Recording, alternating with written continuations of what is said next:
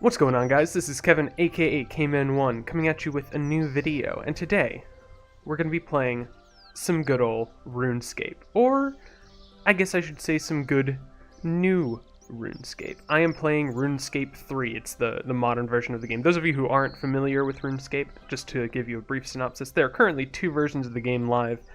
Well, technically 3, but we don't talk about Classic.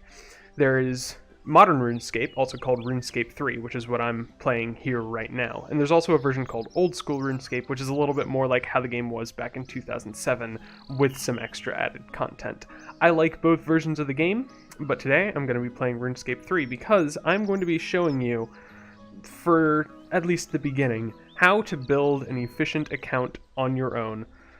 From pay-to-play, obviously. I have some bonds here, which I'm about to redeem. I'm currently in free-to-play. Obviously, these methods I'm using aren't going to work as well in free-to-play, and a lot of them won't work at all in free-to-play, so if you don't already have the basis of being willing to pay for membership or having a main to transfer bonds from, then you're going to struggle a little bit. But I do have those things, and so I'm going to be taking full advantage. Anyways, once I get into free-to-play, the first thing I'm going to do is probably go ahead and run around and unlock all the lodestones that are available to me just to make life a little bit easier down the line, and then I am going to start on the runecrafting grind. As I'm running around the game, activating the lodestones, just a quick early game money-making tip for when you don't really have a lot of cash flow starting off and you just need like a few coins to get yourself off the ground. Go to Zaf's staff shop and buy out the plain staffs and the magic staffs, because they resell at the Grand Exchange for like 2k each, or at least they did when I started playing. I don't know what they go for right now, but it's a decent way with little startup cash to get a little bit more money flowing. As you can see right now, I just sold them, and yeah, they sell for about 1,800 to 2k each, which is really decent for early in the game. It's something that you should just sort of do whenever you happen to be stopping by Varrock for whatever reason. It's a handy little tip. Also, a good tip to get to Ardoin for the first time is to pull the lever in Edgeville, and it'll teleport you to super deep wilderness, but since you're level 3, it doesn't really matter. And you just pull the lever again, and it should drop you right off in West Ardoin. Handy little trick for early game when you're just running around trying to activate all the lodestones like I'm doing. I'm finally done activating lodestones for now. There are a couple more, but they're either locked behind quests that I don't feel like doing right now, or they're not relevant to my interests, like the Wilderness Volcano. I'm probably not going to go there anytime soon, nor am I probably going to go to the Fremennik province that soon. It'll come up, but it won't be immediately in the future. Anyways, time to start the runecrafting grind, which is first going to be Rune Mysteries, and then the Abyss mini quest, just to help skip early levels. Also, I should mention this item right here, the Wicked Hood. If you don't know what it is, you can get it from Tarn McGruber in Burthorpe, and it gives you free teleports to the Wizard's Tower, and it has a bunch of other functions that I'll unlock gradually over the course of this account, but again, aren't super relevant to what I need right this very second. Alright, that's Rune Mysteries complete. I think while I'm here I might go ahead and complete Rune Memories, but I'll decide in a minute. Alright, and that is Rune Memories. I figured, you know, it's quick, it's easy, it's something I'm gonna have to do eventually, and I might as well get it when the runecrafting experience is gonna be most impactful to me.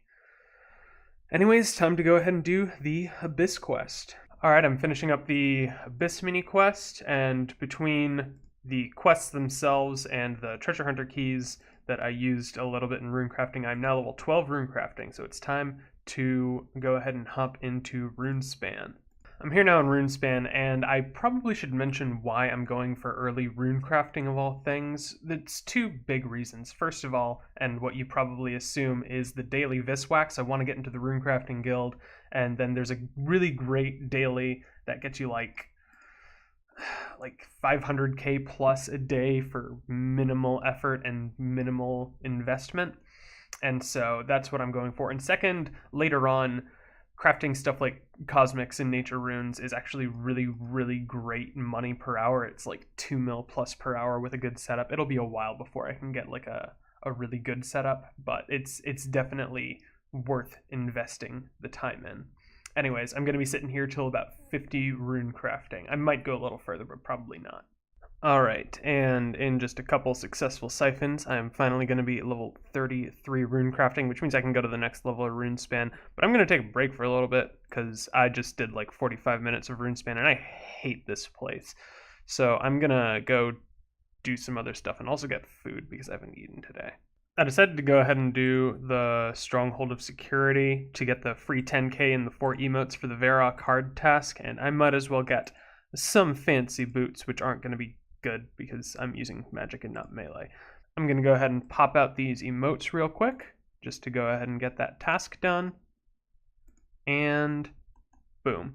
That's a Varrock hard task. That'll come in handy later, but it's not something super necessary now. Anyways, I'm going to do the Stronghold player safety next because I know it gets you rewards, but I don't exactly know the path through, so it'll be a fun learning experience for both of us.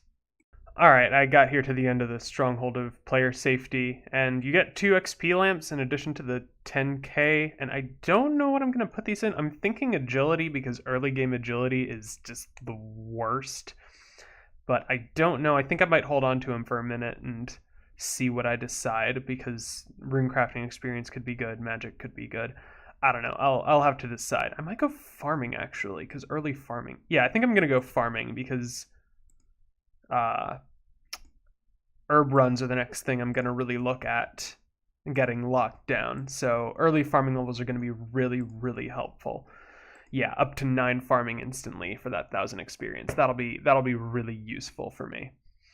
So I decided to go ahead and start a farm run. I've just got a couple seeds on hand that I'm going to start growing. I want to get farming up to get toadflax runs started, because that's like the best low-level herb to use. And farming herbs is really, really easy money. And I know that I only have access to 3 patches right now, but I'm going to start working on quests and stuff to refine these runs a little bit more once I'm done with the Runecrafting grind. I just wanted to go ahead and get this planted while I am here and have the opportunity. Alright, it's finally time to pick my first herb patch. Let's see how many guams we can get.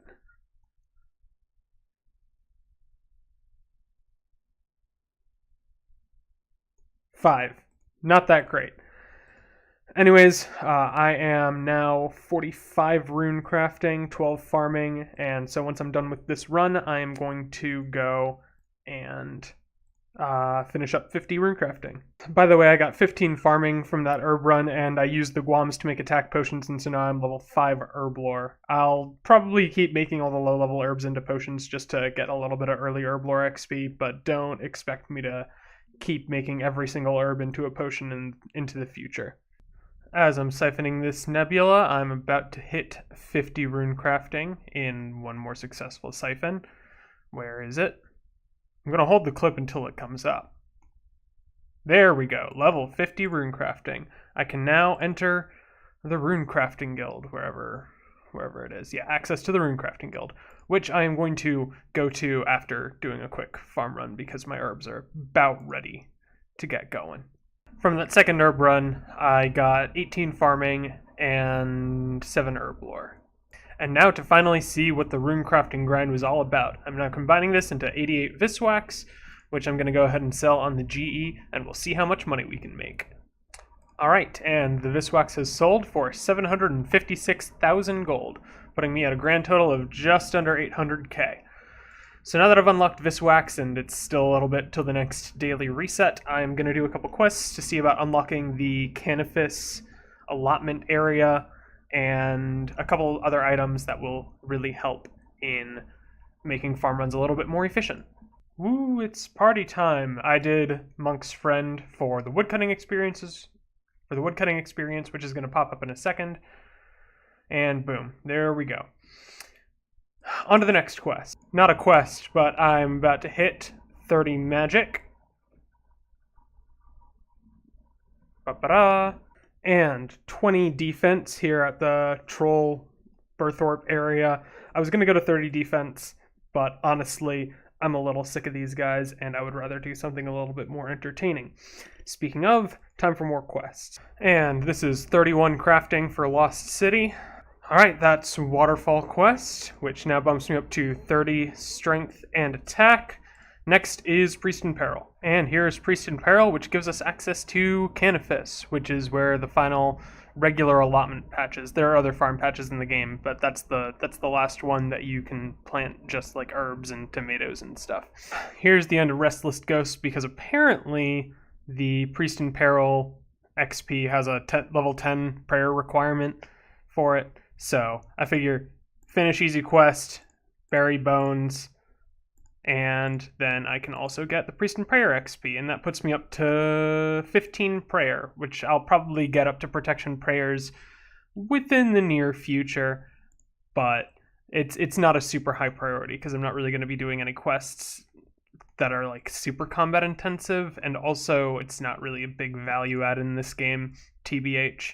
Random post commentary because my wife was taking a nap while I was recording these clips. I did a bunch of quests all leading up to Fairy Tale Part 1 to get the magic secateurs, which, if you don't know what those do, basically they give you higher herb patch yields.